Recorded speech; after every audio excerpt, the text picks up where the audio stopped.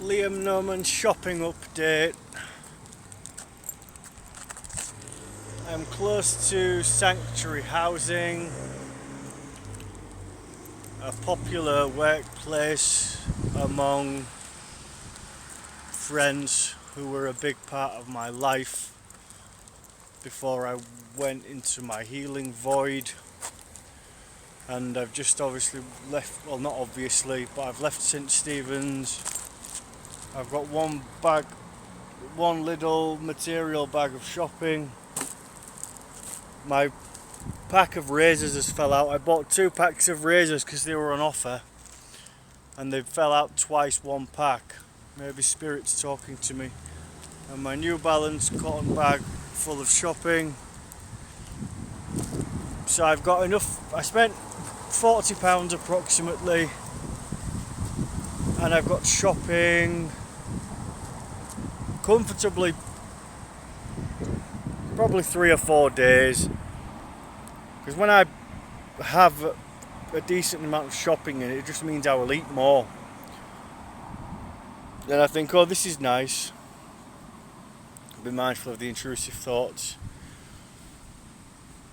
And then I start to get scared when I have less money, because obviously having loads of food and toiletries and comforts is a nice comforting feeling, but I live on universal credit, which covers my rent and leaves me,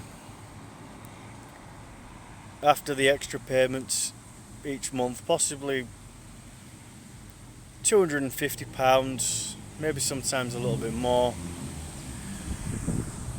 And it's difficult to live on this kind of money each month. It's not impossible.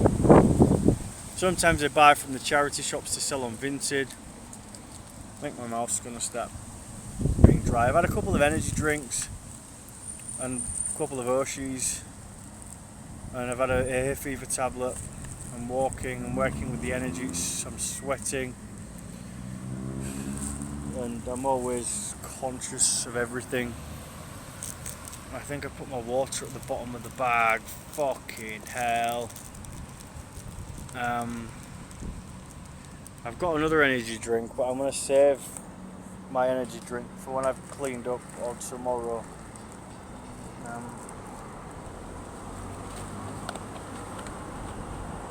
I'm going to remain calm and get my water. So when I'm walking, I always have lots of examples in my head of satanic abuse from the network, especially my main uncle abuser, who anally raped me as a boy and was just so psychopathic, satanic, murderous human being and key member of the network, and all the indoctrination and love. And I really loved him as well, which is just so disturbing. And when I reflect on my relationship with the children in my family, never-ending theme, just a lot of food for thought.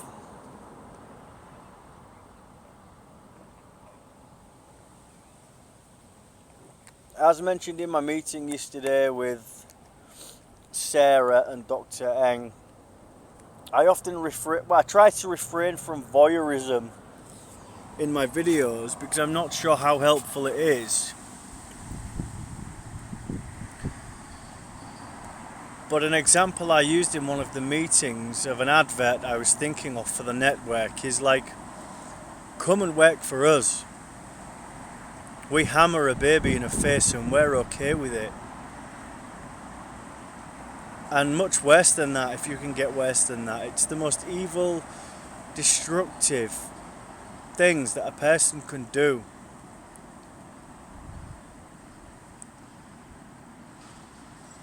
And a survivor on the Aneka Lucas podcast, possibly Alejandro Reyman, probably got that way wrong, or Alexandra Markman, a male survivor, spoke about his front life and his back life. And from my experience, and how it affirms my experience listening to these podcasts, like the mind control is so strong that I think lots of members of these networks are actually unconscious of a lot of the evil that they're doing while they're doing it. And they find a way of surviving and integrating in society whilst murdering and being paedophiles and obviously murdering children and awful stuff. So sometimes there's the false memory syndrome, which is a thing if you Google false memory, and how survivors can sometimes be doubted and judged, or they can make things up. But I trust my memories, and I think sometimes I'm learning to trust my memories. Sometimes if some of the things I'm saying are a misjudgment, I think most of the themes and examples I talk about give a good idea of the network and how evil they are. So I'll give 2 examples of my main uncle abuser, which I believe to be true in my huge sack of darkness. So when they came back into my life, I'm working for the NHS. Previously I was working for the local care company, Adca Independence, and they came and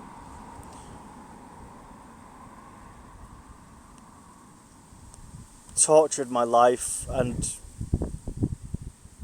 put vulnerable adults at serious risk of death, essentially, and harm. It was horrible. They returned when I worked for the NHS, I think after my dad had died.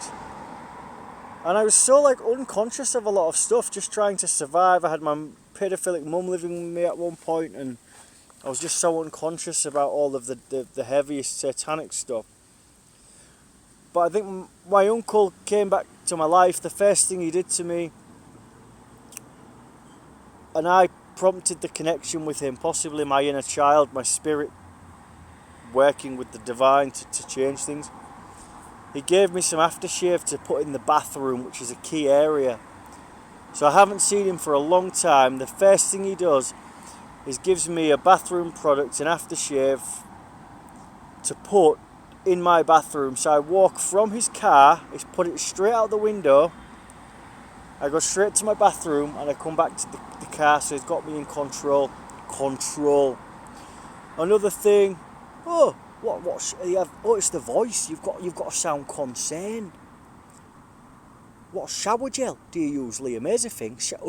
Original sauce. Right. Not original sauce. Original sauce. Oh yeah. I got some of that original sauce. Yeah, These are examples of how. This is true. This example. If I'm wrong on this, then Lord strike me down.